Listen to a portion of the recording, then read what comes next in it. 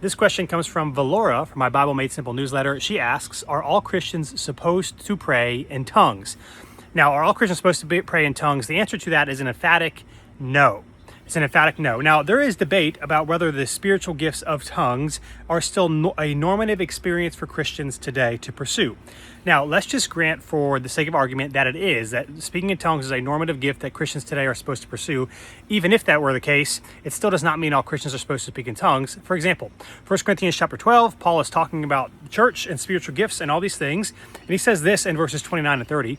Are all apostles? Are all prophets? Are all teachers? Do all do miracles? Do all have the gifts of healing? Do all speak in tongues? Do all interpret?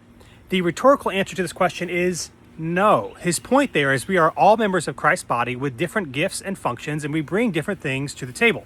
And so not one person can do all of those things. So Paul even kind of admits as much. In fact, later on in 1 Corinthians chapter 14, verses 5, he says this, I wish all of you spoke in tongues, but even more than that, that you prophesied. And he keeps going on. Now, his I wish all of you, at least in the 1 Corinthian church context, spoke in tongues is the giveaway that not all the Christians in the church in Corinth speak in tongues, and that's okay. They are still Christians. Now, for this answer, I'm not going to get into all the different streams of Christian thought, but I will say this. The more charismatic Pentecostal stream of Christianity believes in what's called the baptism of the Holy Spirit. That is that Christians, all Christians, when you believe in Jesus, have the Holy Spirit put inside of you.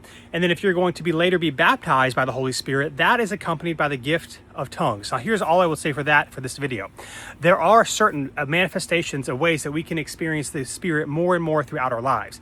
I would strongly argue that even if you experience more of Christ's Spirit in your life, that does not have to be manifested or displayed by the gift of tongues. But regardless, to the answer to the question, are all Christians supposed to pray in tongues? Even in the first century church of Corinth, where a lot of the supernatural gifts were happening, there were still many Christians from those passages that we read that didn't speak in tongues, and yet they were still Christians.